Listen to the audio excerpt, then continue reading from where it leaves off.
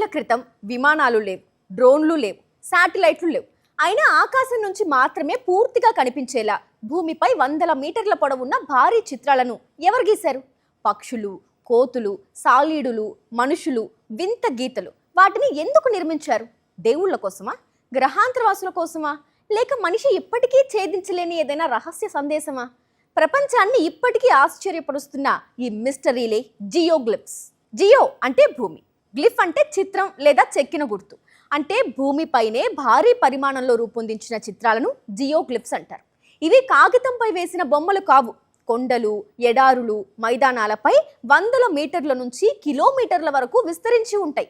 ఆశ్చర్యకరమైన విషయం ఏంటంటే వీటిని నేలపై నిలబడి చూస్తే పెద్దగా అర్థం కాదు, కానీ విమానం లేదా కొండపై నుంచి చూస్తే మాత్రం అద్భుతమైన ఆకారాలు కనిపిస్తాయి. అత్యంత ప్రసిద్ధి జియోగ్లిఫ్స్ నాజ్కా లైన్స్.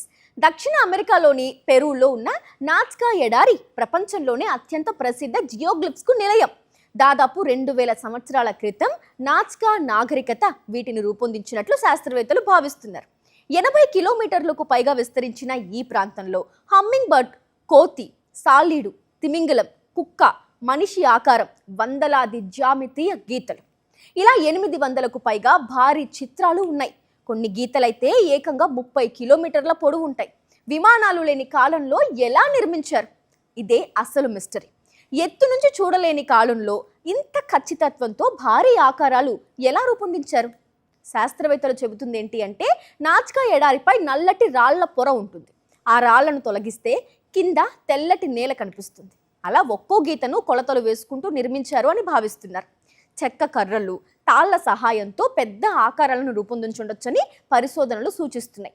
అంటే విమానాలు లేకపోయినా గణితం, కొలతలు, ప్రణాళికతో ఇవి సాధ్యమయ్యాయి అని శాస్త్రవేత్తలు చెబుతున్నారు. అయితే వీటిని ఎందుకు నిర్మించారు? ఇక్కడి నుంచే ఊహాగానాలు స్టార్ట్ అవుతాయి. మొదటి సిద్ధాంతం, ఇవి దేవతలకు అంకితంగా రూపొందించిన పవిత్ర చిత్రాలు. ఆకాశంలో ఉన్న దేవుళ్ళు చూడాలని ఇలా గీశారని కొందరు చరిత్రకారులు భావిస్తున్నారు. ఇక రెండో సిద్ధాంతం, ఇవి ఖగోళ క్యాలెండర్. సూర్యుడు, చంద్రుడు, నక్షత్రాల కదలికలను గుర్తించేందుకు వీటిని ఉపయోగించారు అని మరో వర్గం చెబుతుంది. వ్యవసాయం, వర్షాకాలాన్ని అంచనా వేయడంలో ఇవి సహాయపడి ఉండొచ్చు అని అంటున్నారు. ఇంకా మూడో సిద్ధాంతం విషయానికి వస్తే ఇవి నీటి వనరులను సూచించే పవిత్ర మార్గాలు. ఎడారిలో నీరు అమూల్యం, అందుకే భూగర్భ జలాల ప్రాంతాలను సూచించే గుర్తులుగా వీటిని రూపొందించారని కొందరు పరిశోధకులు అభిప్రాయపడుతున్నారు. ఏలియన్ సిద్ధాంతం ఇక ప్రపంచవ్యాప్తంగా ఎక్కువ ప్రచారం పొందింది. ఇవి గ్రహాంతరవాసుల కోసం నిర్మించిన రన్వేలు అనే ఒక సిద్ధాంతం. ఎందుకంటే ఆకాశం నుంచే స్పష్టంగా కనిపిస్తాయి ఇవి. అయితే దీనికి ఇప్పటి వరకు ఎలాంటి శాస్త్రీయ ప్రూఫ్స్ లభించలేదు. పురావస్తు శాస్త్రవేత్తలు ఈ వాదనను కూడా అంగీకరించరు. ఇంకా ఎక్కడెక్కడున్నాయి అనే విషయానికి వస్తే పెరూ మాత్రమే కాదండి, చిలీలోని అటాకామా జైంట్ ప్రపంచంలోని అతిపెద్ద మానవాకార జియోగ్లిఫ్లలో ఒకటి. ఇంగ్లాండ్లోని వుఫింగ్టన్ వైట్ హార్స్ దాదాపు 3000 సంవత్సరాల చరిత్ర కలిగిన గుర్రమాకారం. బొలివియాలోని సజమా లైన్స్ 1000 కిలోమీటర్ల మేర విస్తరించిన గీతల వ్యవస్థ. అంటే జియోగ్లిఫ్స్ అనేవి ఒక దేశానికే పరిమితం కాలేదు. ఏఐ కనుగొన్న కొత్త రహస్యాలు. ఇటీవలి కాలంలో పరిశోధకులు డ్రోన్లు, ఉపగ్రహ చిత్రాలు, ఆర్టిఫిషియల్ ఇంటెలిజెన్స్ సహాయంతో నాజ్కా ప్రాంతంలో కొత్త జియోగ్లిఫ్స్ను గుర్తిస్తున్నారు. కొన్ని చిత్రాలు మనిషి ఆకారంలో ఉంటే మరికొన్ని జంతువుల రూపంలో ఉన్నాయి.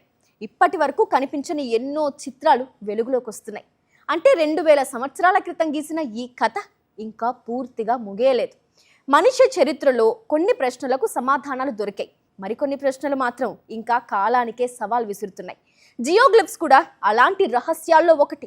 విమానాలు లేని కాలంలో ఆకాశం నుంచే కనిపించే చిత్రాలు ఎలా రూపొందించారు? వాటి వెనుక ఉన్న ఉద్దేశం ఏంటి? అవి దేవతల కోసమా, ఖగోళ శాస్త్రం కోసమా, లేక ఇప్పటికీ మనకు అర్థం కాని ఒక నాగరికత సందేశమా?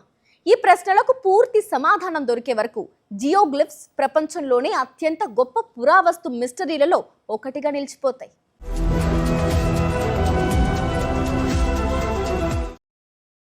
మరిన్ని అప్డేట్స్ కోసం ఛానల్ ను సబ్స్క్రైబ్ చేయండి. నోటిఫికేషన్స్ కోసం బెల్ ఐకాన్ పై క్లిక్ చేయండి.